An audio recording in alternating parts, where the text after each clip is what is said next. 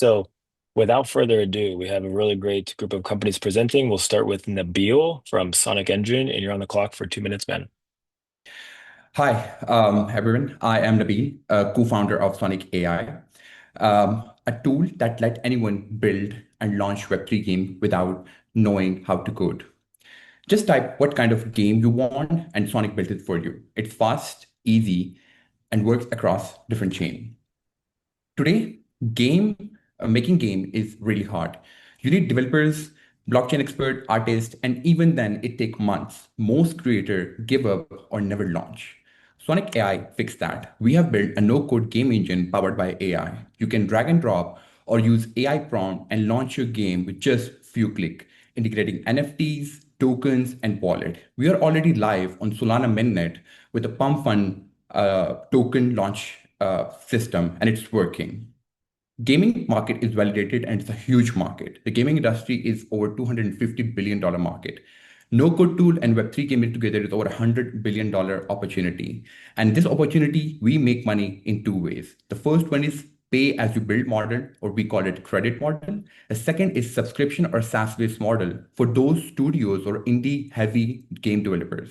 More games are built is equal to more revenue. I'm leading the company with a background with a Web3 product. My CTO Zuhaib is looking after whole architecture of the engine. Shariar leads the marketing and partnership. And we're proud to be joined by Joseph from Denton, world most top law firm, who is the head of Web3 and AI strategy as a legal counsel. And we have a strong engineers, designer, devs who knows game inside out. Sonic AI makes game creation as easy as writing an ideas. We are open doors from millions of new Web3 games, and Sonic is the engine powering them. Thank you so much.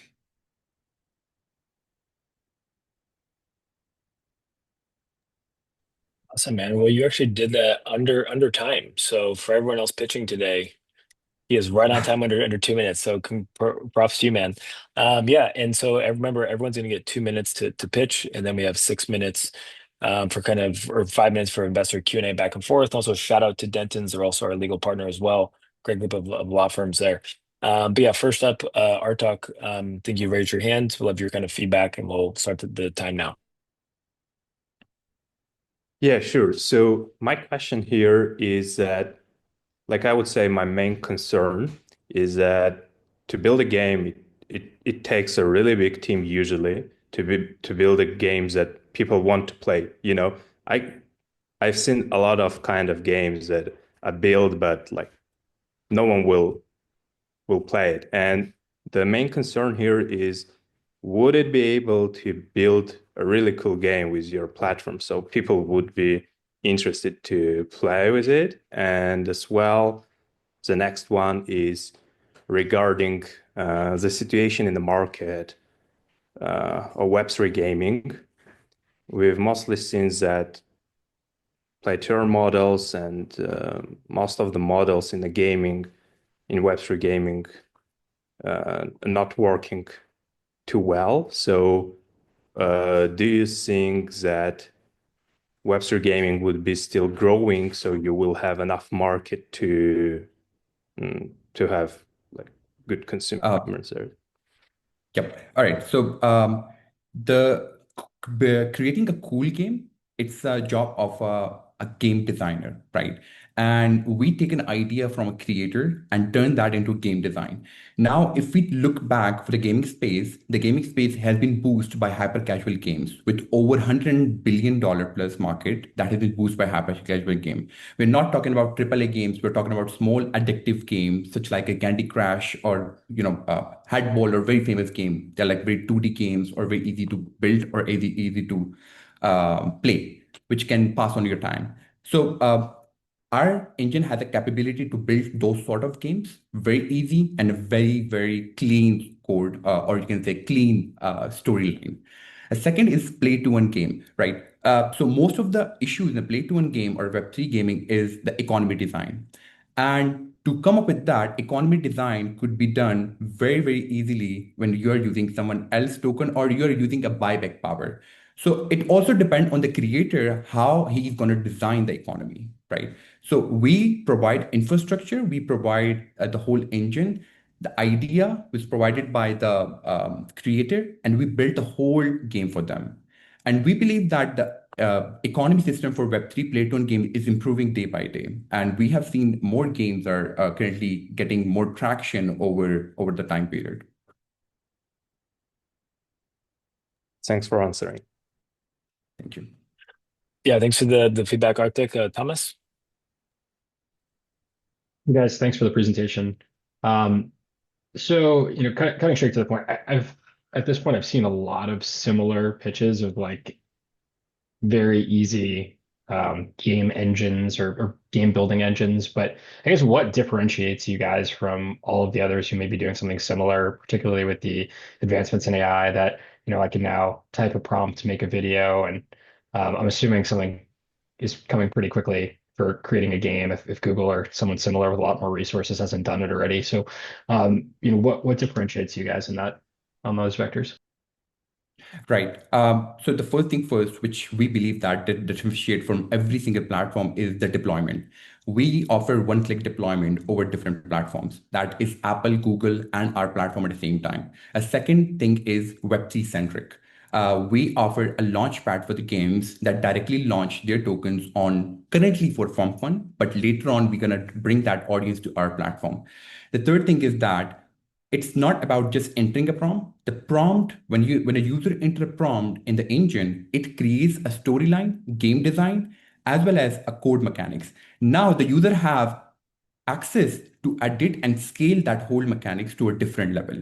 Scalability, deployment, as well as I would say a structure wise engine. It is quite different from everything. And Web3 centric is quite different from everyone.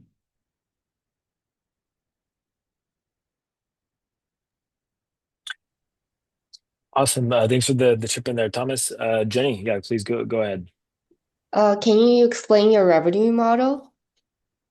Right. So our revenue model is based on two different strategies, we call it. The first is credit-based revenue model. So currently we are deployed on Solana, and we charge pay as you build model. You design the game, develop the game. Once you deployment, we charge you $25 per game. Then to host the server, we charge you $25 each month to retain your game on the server. The second is subscription models that is based on the studios or indie game developers who are massively producing games or MVPs as a service for different studios. That is subscription-based model. It started with a $50 and later on it touched $100 depending on the enterprises and usability level.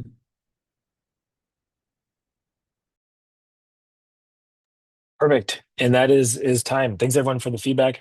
Nabil, great job on pitching and staying under time. And remember for everyone, it's 2-minute pitches, 5 minutes on investor feedback, so we can get through everyone in under an hour here. So next up, we have Syed from Throughput Network. Syed, raise your hand so I can bring you to the frontier. There we go. So yeah, hi, we are Throughput, Saudi's first homegrown infrastructure for blockchain. Coming to the problem, the current state of blockchain engineering is simply not designed to handle high throughput demands that are required by the gaming and AI industry. At the same time, blockchains do not allow modular distribution of transaction speeds to handle different needs.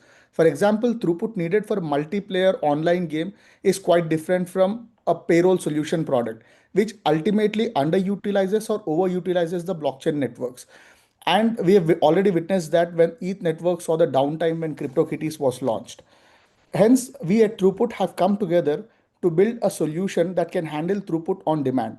This allows applications to scale up or down based on actual usage to avoid unnecessary costs, effectively functioning like a load balancer. We also understand that not every team has the resource or expertise to build and maintain their own blockchain infra. So our innovative plug and play infra helps Web2 and emerging Web3 teams to deploy their actions at one-fifth of the cost without worrying about validator setup, node maintenance, and network security. Coming to the traction, Saudi is emerging as the next hub for Web3 innovation, and Throughput is right there leading the charge as the country's pioneering infra layer. We have already secured 12 MOUs with projects who would be launching with us on day one, and we are closely working with key government stakeholders. We're also backed by Orbit Startups that has about 190 plus projects in their portfolio with a cumulative user base of 290 million user base. Even a 0.1% conversion could bring us a 300K users, giving us a massive head start in the ecosystem. We have acquired projects from across the verticals, and we've also been closely working with MCIT and KACST, the government institution. And we are currently raising a pre-seed round. Yeah. Thank you. Right on time. Well, great job, Said. Yeah, let's turn over to questions. And Dark Knight, I don't think you had a chance to give me feedback on the last pitch, so I'd love for you to kick it off here. Sure. So I'd like to know more about the token mechanisms and what makes the token a good investment, basically. Right. So for us, we are providing the infrastructure. Eventually, we are going to launch our own L1 where we would have our own token. This token would be actually acting as a mechanism for people to buy more throughput, and people who are developers who are building on our infra can have full control over the economics. Means developers building their products and getting the traction would be receiving the refuel in their wallets, which no other ecosystem is giving as an incentive to the developers right now. Additionally, it can be used to prioritize certain users. Let's say if you're building a game, if you want to prioritize certain users transactions, or a DeFi product where you want to push certain users because of their loyal behavior to your platform, you can do that. It's pretty much customizable. Okay, got you. Thanks, man. Yeah. Yeah, I guess he knows that L1 market is already crowded a lot. And even when you're talking with people, like most of them are telling like why I don't want to hear more about any new layer ones, etc., etc. As liquidity is fragmented, not so many users are coming to the new layers. And the question here is, what is your strategy to get your market share, and how you would be competing with current layer ones that already exist? Got it. I couldn't agree with you more that L1 market is quite crowded, which is why we are not doing L1. What we are doing is an L0. We are building an infrastructure where it is open for all the developers to come and launch their L1s. It is up to developers who wants to build either games or DeFi project, enterprise, AI, whatever it is. And towards the strategy, we are in a closed testnet right now, and since we are working closely with government institutions in Saudi, we're already partnered with certain. So with MCIT, what we have as an MOU is we would be the default layer for all the projects in their portfolio. Same goes with Orbit Startups as well, who is our founding investor as well. So like I said, they have about 190 projects in their portfolio, out of which, even if I count just Web3, they are about 40-45 plus projects. So that gives us a massive head start. So and we've already signed like 12 MOUs from across the verticals who would be launching their L1s on our platform. L1 liquidity is a headache for people who are building on them. For us, it is the developers who that we want to attract. Thanks for Sure, it's the Yeah, thanks for the feedback, our talk. And I think there'd be a whole nother discussion on is there such a thing as a layer zero versus a layer one and how all that goes in. But very good feedback on that, Said. Maybe Jenny, you want to pitch in before the kind of time goes out to you, or any feedback for Said? Yeah, definitely. So, why more layer one instead of layer two? Because I see a lot of project they prefer more of a layer two solution over layer one. Why do you guys choose layer one? See, we are not differentiating for the developers to build a layer one or layer two. Our infra is capable enough to launch any app chain. You can directly launch your own product, your own chain. For example, the Oya Play Gaming Studio, they are going to launch their own gaming chain, and even with Neom as well. So Neom is going to host their own private blockchain, which is a permission blockchain. They would give controlled access to personnel and host all of their energy efficiency data, operational data, everything on their blockchain, but it would be on our infra. So we're not building a layer one or layer two. It's the infra that we are providing. It's like AWS for blockchains is what I would like to say. Awesome. Thanks for the feedback, Jenny. And thanks for the time, Saeed. Very good job pitching. We will now go to our next company, which is Andre. And Andre, I'm going to bring you up on stage virtually. But yeah, man, you'll be on the clock for 2 minutes. And Andre is the founder of Arcoin. And Arcoin, I think, you guys will really enjoy. So, Andre, you're on the clock now for 2 minutes. Hi everyone. So I'm gonna share my screen. I'm gonna be presenting KR Coin, and I started building the project a year ago. And as you remember, Notcoin, Hamster Coin was a very huge boom. And on the one hand, they were a successful case because they brought a lot of new real forever blood audience to Web3, which is what Web3 needs a lot. And on the other hand, they also brought a lot of fake audience, and fake audience is a real pain point in Web3. So what we've built is a sustainable solution, the pipeline from Web2 to Web3 to continuously convert users and to make sure all the users are real and we don't have any bot accounts. And what it looks like is basically Foursquare meets Pokemon Go.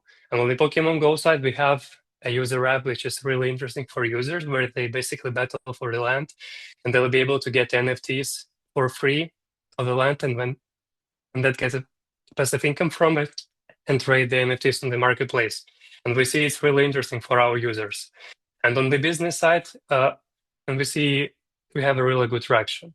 And on the business side, we sell these users and the data we have, all the real users, to businesses who want to have real audience. We're holding talks with Cointelegraph, with Camp Network, and with a lot more projects who want to filter out their audience through us, who want to have a white label solution or be integrated in our augmented world and have the AR campaigns with us. And we see that AR is really more effective in terms of standing out and creating memorable ad campaigns than in traditional ad campaigns. And also we have an edge because we've been creating the infrastructure for creating AR projects.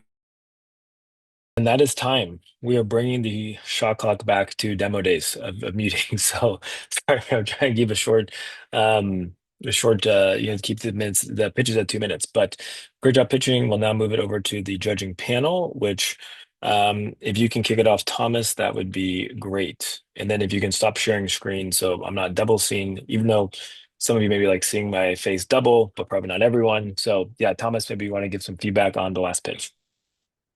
Yeah, sure. I'd love to hear the terms, traction, the last part of the pitch, I guess you're about to give. Yes. So basically, almost finished.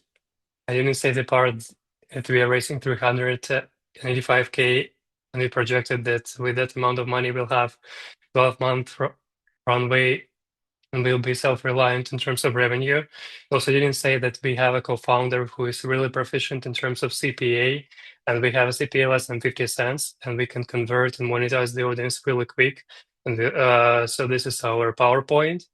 And yeah, this is in terms of traction. We acquire a really cheap traffic, we sell it to others, we make sure we filter out all the fake users, and we make sure it's a high quality traffic by the end of the day, and we sell it. Awesome. Thanks for the feedback, Thomas. Dark Knight, especially with your Bored Ape community, would love to get your thoughts for Andre. Yeah, actually, that sounds quite interesting. And one thing I might have missed is the product live already? Are you guys do you guys have a proof of concept? Did you guys do anything already, or is it just a very early stage now? Yeah, so we are currently in public beta. We have around 100K users, like 30K really active users, and we have live both the infrastructure project for creating the AR campaigns and the user app, and we have a lot of users and we see good traction. So yeah, we are live. And For what 6 what did you months. guys do? What did you guys do concretely with these 100K users? Can you tell us more about what happened? Yeah, so basically we have awarded them, and we look for what they want to get, and we're currently funneling them to the like business campaigns on the AR part that we are acquiring. We are currently creating a campaign for a camp network in AR, so we'll measure everything and we'll have our case to show to anybody else. And we're also holding talks to sell the solution to Cointelegraph so they can filter out their audience on their projects. And yeah, this is it for now. We're testing the audience for those business campaigns. So you said you're doing a campaign with Camp Network? Yes. Okay, cool. I'm very familiar with Camp, and I know the founder, so I'll chat with him about it. And yeah, man, if you have any case studies that you can share after this session, I'm actually interested to check it out. Yeah, I think M-Network will be the best one. It will be really soon, so it'll be great. Sounds great, man. Awesome, man. Thanks for the feedback. Art Talk, yeah, please go ahead. Yeah, if I understood right, that the app is currently in Telegram, so it's a Telegram mini app, and one of the main things regarding Telegram mini apps is I'm very familiar because I was a mentor in Ton Nest, so I know that most of the investors want to get numbers regarding the way you can convert the users into paying users, because most of the business models previously in Telegram mini apps was just to sell traffic to another Telegram mini app, and even now it's not possible to sell it somewhere outside of Telegram because like on the Ton chain integrated, etc., etc. So there are some restrictions now. So the main thing I would recommend is to get some numbers regarding like the real numbers, how much it will cost to get the user into a paying user, and what would be like lifetime payments of the user in some timeline. That could be very helpful. Yeah, thank you for the feedback. We'll be sure to collect the data, but here actually we have only 1/10 of our users in Telegram mini app. We have a Telegram mini app. It's more convenient to use, but still we are multi-platform. So we have a browser version that is more used than Telegram mini app. We have a Telegram mini app. We're also thinking of porting to Line Messenger because they're growing their Kaya network, and we're thinking about expanding there and getting some cheap users there as well. And also we are currently planning the mobile app, and we'll already have a prototype. And we think of going to App Store, Google Play, and being there as well. So, but still, we'll be collecting the data to showcase it in a more comfortable fashion. Thank you. Awesome. Thanks, man, for the pitch. Very clear and concise, and yeah, very good early traction. Next, we will have Nicholas from Everreach Labs. Nicholas, raise your hands, and we'll bring you on stage. There you go, sir. Feel like I'm like Tony Robbins trying to bring people up on this virtual stage here. Okay, there we go. Nicholas, you are on the clock, man, for 2 minutes. Have your share screen ready, and there you go, ma'am. We'll put you on the clock. Good luck. And I think you're still on mute, and you have a million tabs open like I do when I'm on my computer every day. I think that's a problem for every investor here that is on the panel. We leave our workdays with a million apps. Sorry, I'm here, guys. Okay, there we go. Here, I'll Okay. restart it. There you go. I'm Nicolas, the co-founder and CEO at Everreach Labs. For the last 4 years, we have been working on this project. We are not only building a game or games, but also a tech backed by Twitch. In fact, we are the only Web3 game backed by Twitch right now. We think that the future of gaming is not only about playing, but also about viewing and watching. Recently, the number of hours spent by players watching gaming content has been more important than the number of hours they were playing games on a weekly basis, and the number of spectators watching gaming content will just triple in 10 years. So with this stellar team, with Phil, who led Far Cry 3 at Ubisoft, Murray, who launched the PS4 in Europe, Aurélien, ex-head of innovation at Nintendo, or Ramin, who was the CRO at World of Tanks and World of Warships, two IPs that pushed beyond 1 billion in revenue. We are going after what we call crowd play. Crowd play, it's a mix of games. We are building our own games. Revenge is the first one. And the tech is an infrastructure, a clickable API that is using the Twitch extension to allow every spectator watching a streamer playing Revenge to impact from Twitch the game live. So we are converting, in fact, passive spectators into active viewers. That's what we do. We start with Revenge, our first game, but then the long story is to have this tech as a white label solution to enter the B2B side of the business. Quick overview of how it works. That's the game, as you can see on Twitch. The crowd can, from the chat, by clicking on some UI visible on their interface, send resources, send airstrikes, support the players, and sometimes send information the players don't have access to. Great traction right now, so we will end on that. Top 10 on Epic Game. And that is time. Shot clock expires. But very good job, Nicholas. Very solid pitch. And Aleski, thanks for coming up, man. Finally, I know kind of miscommunication on this, but thanks for being here. Please give a brief intro on yourself and your fund, and then yeah, please start off with first feedback for Nicholas. Yeah, thanks for having me. Zoom is a little bit glitchy. That's fine. So yeah, I'm a principal at Monolith. We are a 3 years established fund in Dubai. Invested so far 40 plus different projects, gaming, infra, RWA, a little bit cybersecurity, a lot of different stuff. We also do some spot trading, DeFi farming.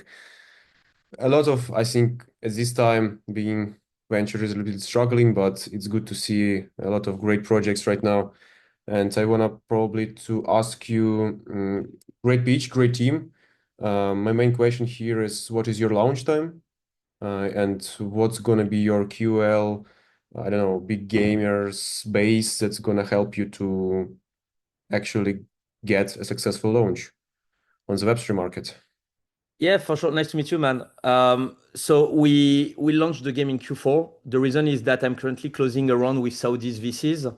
They are bringing the esports in the region, and with our tech, we can go after esports. Revenge is just like the proof of market, but after that, we go after competitive titles.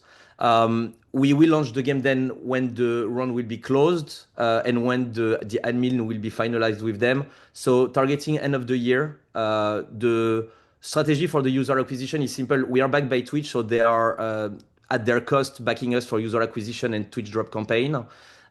We also have already signed some tier one creators, but we don't want to do a pump dump launch. We want to do like some organic stuff with not only tier one creators and gaming streamers, but also tier two, tier three people that have like not the luxury to be involved in such launches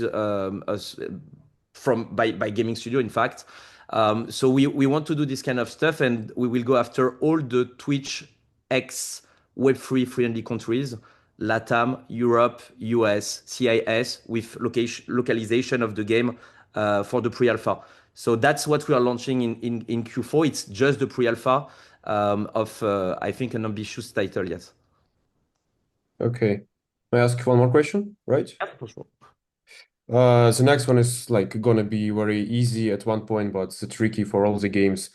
How would your game actually and the token for this game capture the real value of it? Like, if people don't want to use Web3, can they get full experience of the game itself? Like, because yeah, I'm Web3 optional.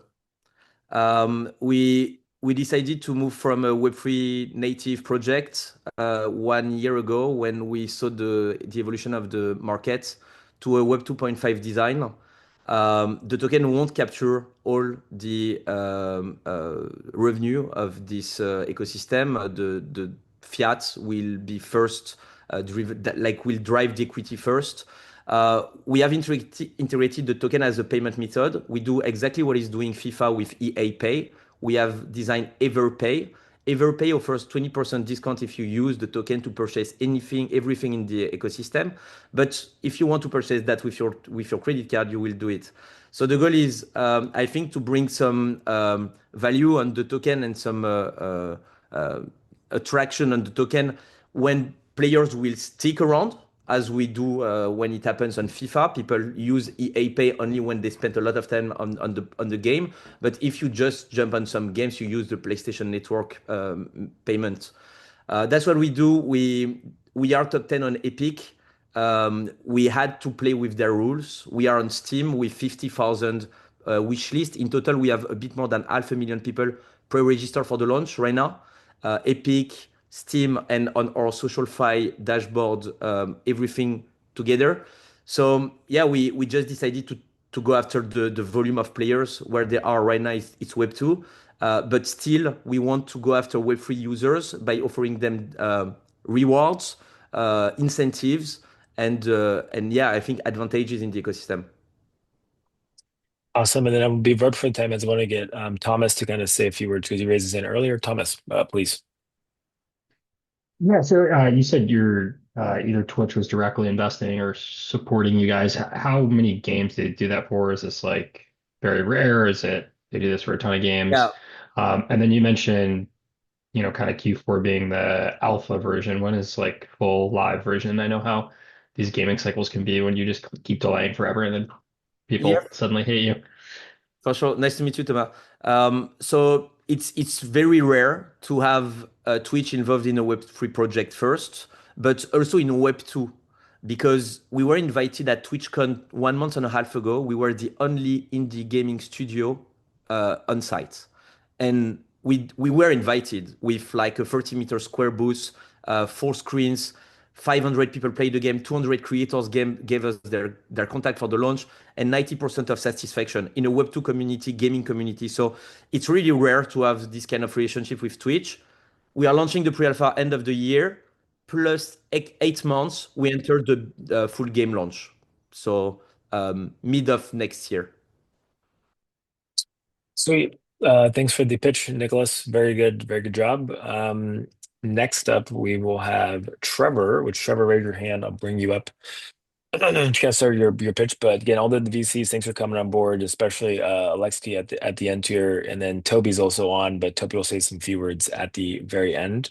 But yeah, Trevor, if you can raise your hand, we'll pull you up. There he is. Awesome. And yeah, Trevor, you'll be on the clock. Please share your Brent, screen. sorry, Yeah. Brent, sorry. It's Trace from X2X Pay. Okay. Well, is he here? There he is. Okay. Apologies. It's Hey, very Trevor. funny. Just like in a very crypto native, people like to have different names on their Zoom. So it gets a little confusing. Okay, Trace from X2X Pay. My man. Good to get to see you again. And yeah, please, you're on the clock for 2 minutes. Hello, everybody. You can hear me okay? Perfect. Yep. Okay, love to do screen share. I don't see the option here though. It should be in the center Here we green go. button. Got Yeah, it. there you go. Got it. Okay, everybody able to see my screen okay? Yep. Oh, Yeah, so I'm the founder of X2X Pay, which is a neobank platform offering real-time payments to anyone, anywhere, anytime. There's several large players in the peer-to-peer payment space. However, the construction industry, solar, and trucking and logistics is focus our attention on, as well as peer-to-peer. So X2X Pay is all about business to business, to consumer, peer-to-peer, and also cross-border payments are supported. So United States to Canada, to Mexico and other markets, also to support our target market. At its core, we're a digital banking platform. We offer real-time domestic and cross-border payments at very low cost. We also build in some tools for these niche markets, including the ability to execute lien waivers in-app, to send joint payments to multiple recipients, to schedule payments, early direct deposit, and also a cash advance fund to fund receivables for select industry professionals, specifically in the construction space. Because we're digital only, or we are digital only, but our users can cash in and cash out, so withdrawal or deposit cash at up to 90,000 locations nationwide, which include Walmart, 7-Eleven, CVS, Walgreens, Dollar General, Dollar Tree, and others. All users are issued a virtual and a physical debit card, so they have full access to their cash in real time by using the debit card for purchases or ATM withdrawals.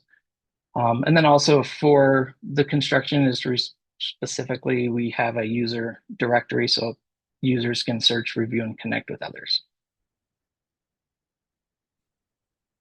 I ran out of time. Yeah. Awesome, man. Great job on your first pitch here. So thanks, man. Appreciate it. Yeah, let's actually, London Real Ventures is a homie of ours. And usually Dr. Encore is on, but Trevor, you were here. Love to get your kind of quick thoughts on Track's pitch here. Yeah, hey everyone, London Real Ventures here. It's super interesting concept. How do you what's the biggest challenge that you have with this project? So our go-to-market strategy is going to be partnering with at the enterprise level, so top national builders, which will funnel or share our platform to the masses. Because in construction, we've got 10 to 15 million potential users alone. So that would cost a lot.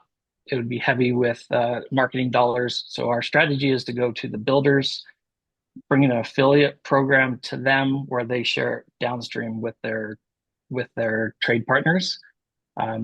So the trick is to get them to the masses, but we've got a plan to get there efficiently. Okay, great. That's all that I had. Appreciate it. Thanks, Trevor. Thanks, Trevor. And then I think I've skipped the last two for Jenny. Maybe Jenny, want to give any questions or feedback for Track? Yeah, of course.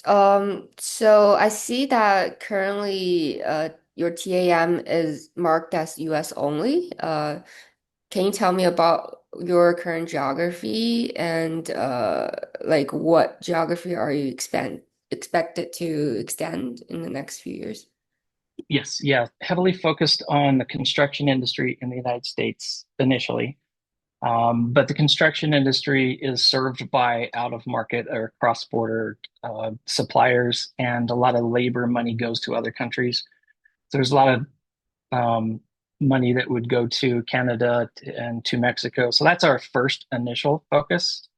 As we expand to trucking logistics, we broaden our global presence. So that'll help us get to other markets as well. Awesome. Thank you, Jenny. Maybe either Thomas or Artok, any questions or feedback for Track? Yeah, would love to ask regarding the legal structure of the app of the bank, how it would be structured.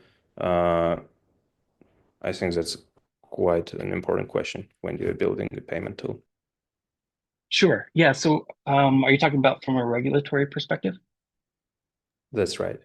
Okay. Yeah. So we would operate under our bank partners licensing. So there's a banking as a service technology relationship and a bank partnership that gets our regulatory compliance. And we are treated we are regulated by our banking partner and have to live up to the same expectations that they do. Sound good. And regarding when you will be jumping into construction business, etc., do you already have any insights regarding the main pains you would be solving for them? Like why they would be stopping using their own existing, I don't know, solutions and jump into your product? Yeah, so oddly enough, I know this is going to be hard to believe, but the construction industry still trades money just like they did 30 years ago when I got started in the industry. At the higher tier, sure, there's ACH and some electronic forms of transferring money, but the vast majority of the payments in the $2.3 trillion construction industry happen with paper checks. Literally, these paper checks are inefficient to go get cashed at check cashing stores. There's predatory fees there. If you take it to the bank, there's a delay of up to 10 business days to get your money. So those inefficiencies cost these players money. When I ran a framing business, I couldn't operate at a 10% margin or 20% margin. No way. I was at a 50 to 70% margin because of these inefficiencies. And to fill the gap, I had to borrow money from predatory lenders. So all of those costs ultimately cost the projects more money, and we're looking to create more efficiency and bring down the cost of construction. Thanks a lot.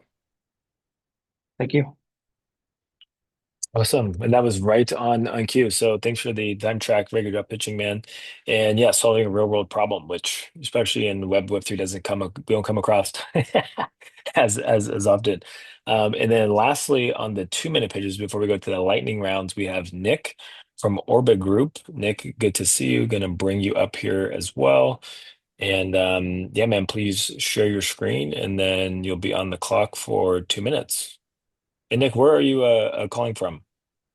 Currently back in Vienna. Can you hear me? See me? Oh, nice. Yes, we can hear you. There it is. How you guys doing? Good, man. Thanks for coming. No, thank you for having me. I'll get straight to it, right? Yep. Perfect. So can you see my screen? Yes. Well, I can see myself again, but I think, yeah, we'll get your deck up. There we go.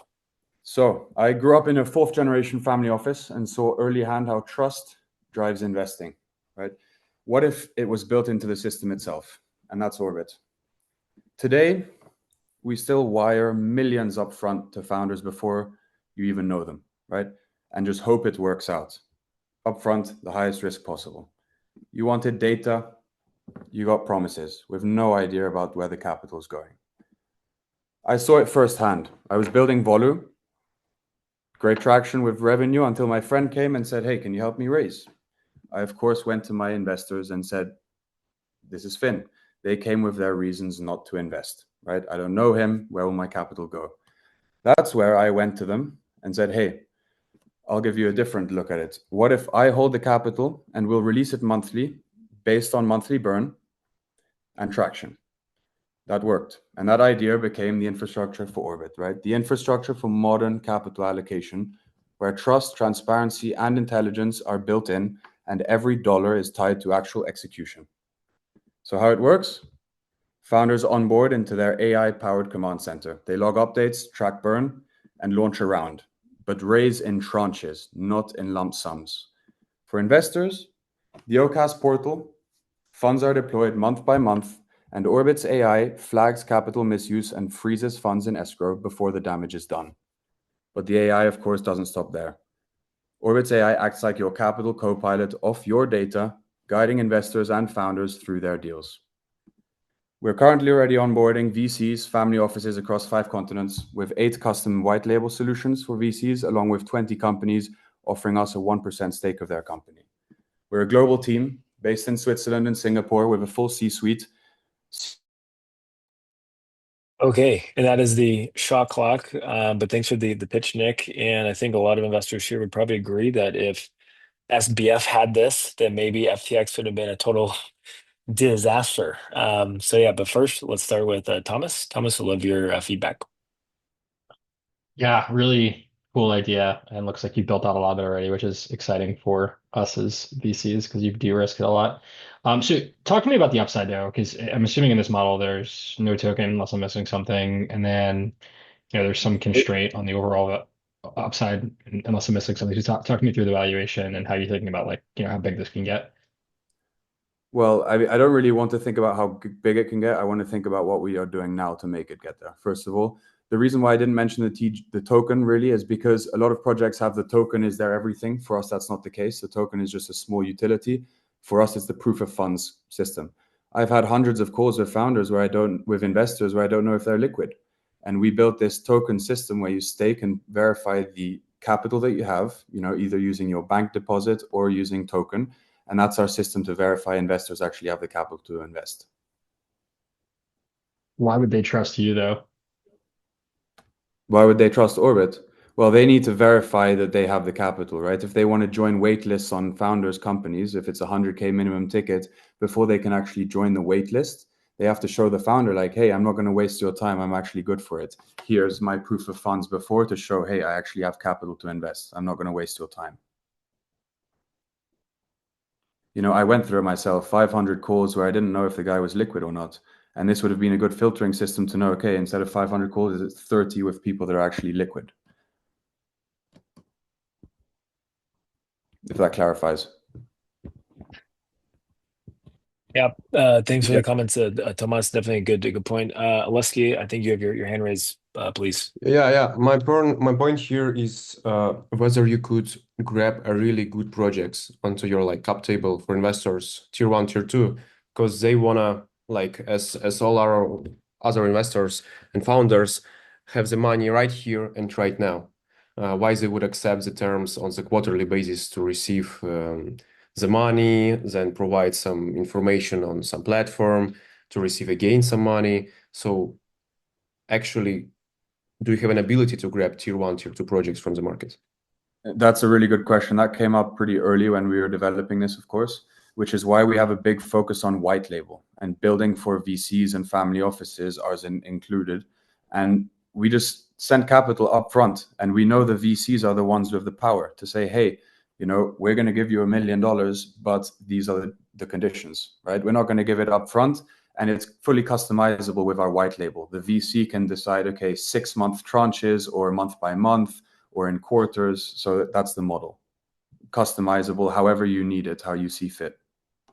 But if the project fails to provide their data on a quarterly basis, then the money flow stops, right? Well, the founders have time to fix it, of course.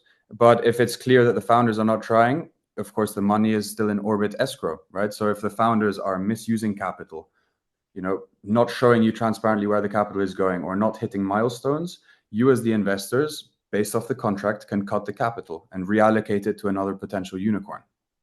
It's a data game, right? We're a data company and we just give you the data points on the companies invested in. Because I think the word delay is one of the most usable words in crypto. You're going to see it in tech, in finance, everywhere. I think like 90% of all the projects going to delay something. And if they know that if they delay, the money flow will stop, why they should join you? That's the thing. All bottom line is transparency. If you tell the investors, hey, this is why we're delayed, this license we were going after, this is the reason, we're just an infrastructure to provide transparency, right? Where you as the founder can at least communicate, have the data points go through to the investor. But really good questions there. Thanks. Our talk.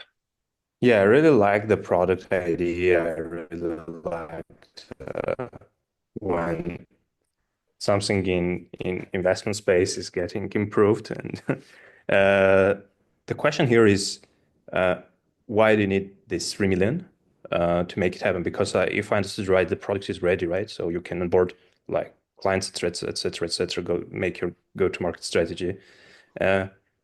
And one more just idea, like an idea fact that I guess also integrating a governance kind of style where investors can vote to get their money back or to if someone delayed any milestone just to wait for it. So it also would be a good idea to make happen. I see the timer running out there, so I would love to discuss this on a follow-up call. But just very quickly, in terms of the data points and how we actually, well, your question mainly was how it's done for the founder and for the investor, right? How is it overseen, the data points? No. I asked why do you need 3 million right now as your product? I guess it's ready already. Yeah, first question. No, I mean, we've built the demo, right? Now, as you can imagine, the licenses are fat that we need for this, right? And it will cost X amount per year. The custodian licenses for us to actually handle investor money. So that's why it's going to require X amount for technical purposes and then to make sure the platform is robust, secure, no issues want to come out of it. Okay, I let it go another 30 seconds over because I want to try and get as much as you can in there, Nick. So yeah, thank you for that. Very good job pitching. Now we'll move to the lightning pitches, which are just 30-second pitches to wrap things up. And so Chris just pulled you up to the panel. And Chris, if you can share your screen, you'll be on the clock for 30 seconds before we have some kind of parting words for the panel here along with Toby. Chris, my guy, you Let there? me try to get my screen share. 1 second. Apologies. All right. Yes, so good. Perfect. Yep, all good, man. On the clock. Yeah, thanks. So DeFi yield today is complex with thousands of protocols and chains. Brink is basically Tesla autopilot for yield, right? We autonomously bridge, allocate, and compound your capital. Brink is different because we use predictive algorithms to project the best risk-adjusted returns in real time. With 8 years in crypto, 185 mil in TVL from 3 previous protocols, strong DeFi partnerships, Brink is not just another aggregator. We're integrating with neobanks to replace savings accounts, making yield not just seamless, but also accessible to everyone. Thank you. Awesome, man. Right on time. We'll just basically just get 2 of our investor pitches or investor feedbacks. If anyone wants to raise their hand, otherwise, maybe our talk or Jenny, if you want to give this feedback quickly, would be great. It looks really cool. Can I know like what stage of the project it is and then how much you're raising? Yeah, we're at the beginning stage. So we have already deployed on Base and Mantle, soon on Hyper EVM. Right now, we're raising 1 mil on 15 mil valuations. Okay, Does that nice. answer? And I think that was a very crisp answer. And then maybe Thomas or Trevor, maybe less feedback, and then we'll go to the final pitch. No questions on my end. Okay, awesome. Well, thanks for coming on, Chris. Really appreciate your lightning pitch. And then lastly, I believe we have Saurav to come up Salma. Salma here. Oh yeah, there we go. Okay, there you go. Salma, thanks for coming. And yes, you are on the clock and allowed to pitch for your 30 seconds. Okay, so hello guys, I'm Selma from Nebula, and currently we are building Open Compute, and which is a decentralized AI compute network where anyone can contribute their GPU or CPU power directly from their device. And our network supports most devices, even including the mobile, and you can turn your ideal compute into scalable low-cost AI infrastructure. And since we've launched in May, we've attracted over 2.0 million nodes across more than 9,000 regions. That is time. Got to be tight. 30 seconds. I guess any quick feedback from any of the VC judges here. Any thoughts, or maybe Eliana, you want to chip in a question? You are smiling. I can't tell it's from the pitch or the cat, but either way, do you want to give any quick feedback? Because then I want to give. Yeah. Okay. Who is Awesome. your target audience? So our audience are those with good chips. They have first we our audience is those good miners. They have good good ideal GPUs and devices. They can contribute their power to be our verifier nodes. And the second audience is the normal users, like the worker nodes. At present, we are in our community. They can just contribute their compute through their mobile phones. Awesome. Well, thank you, Salma. Well, guys, that wraps up Demo Day. We are just a couple minutes over, but apologies on the chat. Usually you can get in the chat and like drop your decks and blurbs, but this stupid Zoom panel thing did not work out. But all the VCs that are here, if I can just go down really quickly, if any founder wants to reach out to you, that's raising, can you like at least give an email, Telegram, Instagram, whatever is your best form of communication, maybe starting with Jenny, and then we'll kind of go down the list. Yeah, what's the best way for anyone to reach out to you if any projects are raising or might be a fit for you guys? Well, it's definitely a great list of project today. And happy to connect with the founders today as well. So if you want to reach me, the best uh let me post it on chat as well. Just reach me on Telegram at Jenny underscore XCL, and then that's the fastest way. Awesome. Thank you, Jenny. How about Thomas? Thanks for having me, Brent, Toby. Guys, great job pitching. I dropped my Telegram in the chat, just my last name, then 89. Thanks. Cool. Thanks, man. Lusky, thanks for dropping in the chat as well. And then, yeah, any other VCs want to drop it in the chat, we'll share this with the attendees. And then Toby, maybe want to say a couple of last words about events, things going on, and where in the world we will be next. But thanks first of all for joining. I know some of you guys already had to run because we went a little bit over, but we're getting closer and closer to the 1 hour time mark. So first of all, big thank you to all the companies that pitched today. We're getting closer to the 2 minutes and people really getting their pitch on point. And then of course, thank you so much for all the panelists, all the VCs that joined us. Appreciate you guys' time. Don't take this for granted that you spend an hour with us every month. And of course, to Brandon and Liana for setting all this up and making it work, and the whole team, of course, as well. Now, moving forward, we're going to be a little bit more time in Europe, and then some of our big next steps is going to be CoinFest Bali, Korea Blockchain Week, and Token 2049 Singapore. I think that's probably what everybody kind of has on his or her radar, because it's arguably a big event season that's coming up towards the fall. We're, of course, going to be throwing the best event series there, and excited to meet all of you guys in person. So if you're going to be attending some of these places, let us know, reach out to us. And, you probably know that the demo days are happening every month. So if there's anyone here from the listeners that wants to pitch next times, just reach out to us and then we'll get back to you on that one. And, for all the funds, again, thank you for joining, guys. Really, really appreciate that. Absolutely. Really appreciate everyone's time here. Thank you guys. Enjoy the rest of your Tuesday, and we'll see you guys next month.